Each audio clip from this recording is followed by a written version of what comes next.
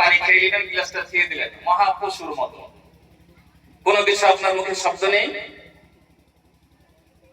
ইসলাম শিখিয়েছে আমাদের যে আপনি বললেন বেটা এক গ্লাস পানি দাও, পানি এনে দিল, তখনই আপনাকে বলতে হবে, জাযাকাল্লাহু খাইরান, বারাকাল্লাহু ফীক, আল্লাহ তোমার জীবনে বরকত দেয়, আল্লাহ তোমাকে উত্তম বদলা দান করুন। বাহ বেটা, তুমি তো খুব পারছো, গিলাস আনতে পারছো, কত সুন্দর পারছো। এইসব কথাগুলো আমাদের বলা হয় কি?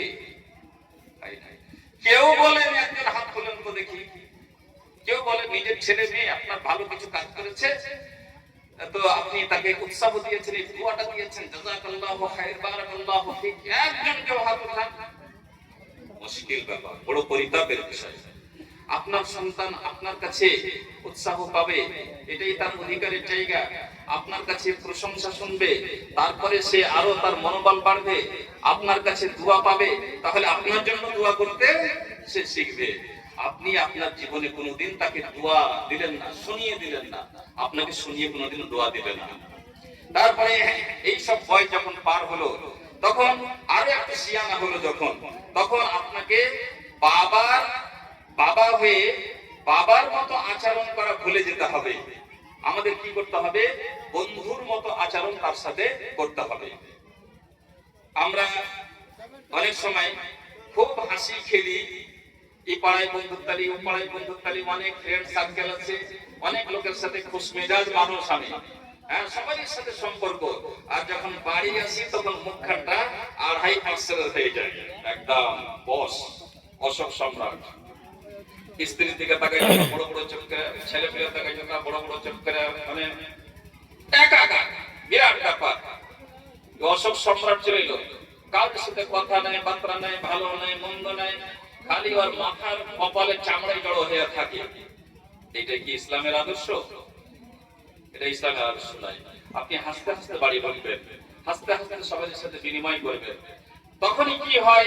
সন্তানেরা আপনার থেকে দূরে হয়ে যায়, সন্তান আপনাকে কোনো কথা বলার সাহস পায় না, কারণ আপনি তাকে সেই রকম সুযোগ দেননি। এই জন্য সন্তান আপনাকে অনেক কথা যেটা সে বলতে চায়, তার বয়সের সাথে সাথে বিভিন্ন প্রয়োজনের সাথে সে বড় হচ্ছে, লালিত পালিত হচ্ছে, বহু জিনিস সে আপনার কাছে জানতে চায়, বুঝতে চায়। সেটা যখন আপনি সুযোগ দিচ্ছেন না, আপনি খালি কি শিখেছেন? মারবো, ধরবো, এই করবো, চড়িয়ে দিব, থাপড়ে দিব, কোথায় গেছিলি, কি করছিলি, হ্যাঁ, তোর হোশ নাই, তোর জ্ঞান নাই। এই ভাষাগুলো আমরা শিখেছি। মনে করি আমি খুব বাড়কা বাপ, খুব বাড়কা বাপ। আসলে আপনি একজন বোকা বাপ, আপনার কোনো জ্ঞানই নেই, এই জন্য আপনি এরকম করেন। সন্তানেরা তখন কি ভুল পথ বের করে? বাবার সাথে কোনো কথা বলা যাবে না, খুব জোর হলে মাকে বলতে পারা যাবে, বাবার সাথে কোনো কথা বলতে পারা যাবে না। তখনই তার 1000টা বন্ধু হয়েছে সমাজে, 1000টা কুলাঙ্গা, 1000টা বদমাশ তার সাথে গিয়ে হাসছে, তার সাথে গিয়ে কথা বলছে, তার সাথে নিজের মনের ভাব প্রকাশ করছে, এবং তারাও তার সাথে নিজের ভাব প্রকাশ করছে। এইভাবে শুরু হলো সন্তান বিগড়ানোর নতুন রাস্তা। এই জন্য প্রিয় নবী জনাবে মুহাম্মদুর রাসূলুল্লাহ সাল্লাল্লাহু আলাইহি ওয়াসাল্লাম যে কথা, যে নিয়ম শিখিয়েছেন, সেটা ভালো করে মনে রাখেন। আপনি বাবা হবেন না, যখন ছেলে বড় হয়ে গেল, 5-7 বছরের হয়ে গেল, তখন আপনি বাবার সবচেয়ে ভালো বন্ধু হন, সন্তানের সবচেয়ে ভালো বন্ধু হন। এমনকি যখন ছেলে যুবক হচ্ছে, এতটাই পরিবেশ আপনি তৈরি করে রাখুন যে সে কোনো মেয়েকে পছন্দ করে, সেই কথাটাও যেন আপনাকে বলতে পারে।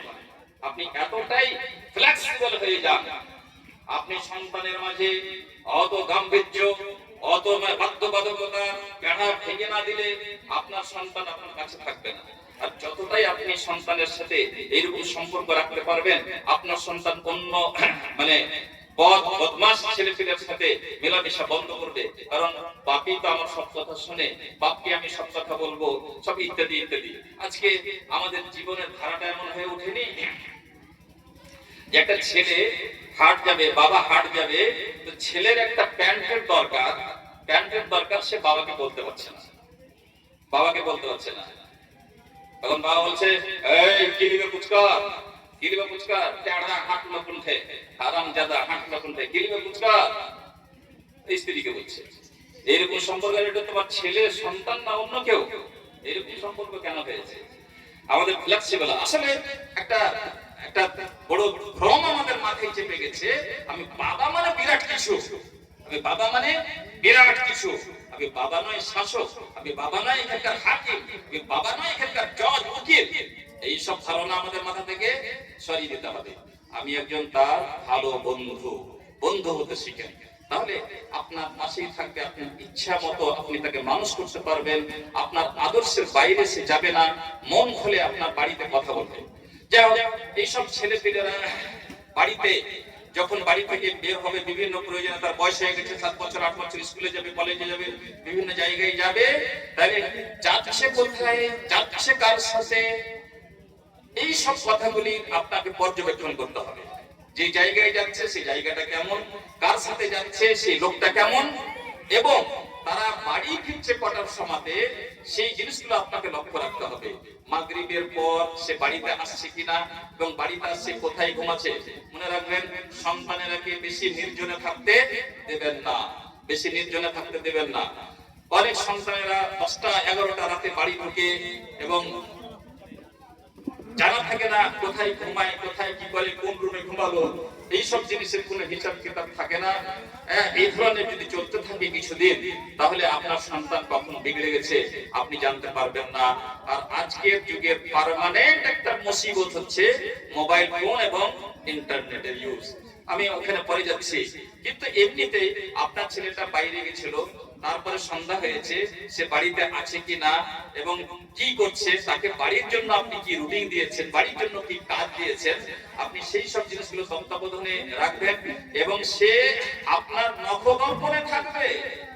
আপনি কোন রুমে ঘুমান, আপনার পার্শ্বের রুমে ছেলেপেলেকে ঘুমাতে দেন। প্রয়োজন হতে গেলে আপনি বারান্দায় ঘুমান, কিন্তু আপনার ছেলেকে, আপনার মেয়েকে আপনার নখদর্পণ থেকে দূরে দোতলায়, কোনার ঘরে, এখানে ওখানে, বৈঠকে সেটাকে যেখানে সেখানে ঘুমাতে দিবেন না। জানেন, শয়তান কত রকমের সুযোগ পেয়ে আমাদের ছেলেরা মেয়েরাকে নষ্ট করে দেয়। আপনারও তো একদিন জীবন ছিল, আপনিও তো একদিন 10 বছর 12 বছরকার ছেলে কিংবা মেয়ে ছিলেন। আপনার সেই যুগের কীর্তিকাল আপনি মনে নাই? মনে নাই কত কি ঘটেছে আপনার সাথে, আপনার সন্তানের সাথে? আজকে যে দিন বা দিন আরো বেশি কিছু ঘটছে, সেটা আপনি লক্ষ্য করতে পারছেন না। আজকে আমরা মাগরিবের পর সন্তানেরা বাড়িতে আছে কিনা এবং বিভিন্ন জিনিস ঠিকঠাক করছে কিনা, ইসলামী আদব আখলাকের সীমানার মধ্যে আছে কিনা, এই তত্ত্বাবধান করব। কি আমাদের অন্য একটা স্বভাব হয়ে গেছে, অন্য একটা স্বভাব হয়েছে কি, আসরের পর আমরা বেরিয়ে গেলাম, কাজকর্ম নেই, আসরের পর বেরিয়ে গেলাম, এই চার দোকানে ওই চার দোকানে, মানে পার্মানেন্ট ভাবে মাগরিবের পর ইশার হলো, ইশারের পর আবার রাত 9টা 8টায় বাড়ি ফিরি। আমাদের ছেলে এবং মেয়েদের এই রুটিনটা জানা হয়ে গেছে। যারা এরকম করে তাদের বাড়িতে এই রুটিনটা জানা হয়ে গেছে যে আমার বাবা আসরের পর, মানে বিকালে নামাজ যদি না পড়ে তাহলে বিকালে, আর নামাজে যদি হয় তাহলে আসরের পর ওই যে বের হবে স্ট্যান্ডবাজি করতে, আড্ডাবাজি করতে, তো রাত 9টা না হলে আর ফিরবে না।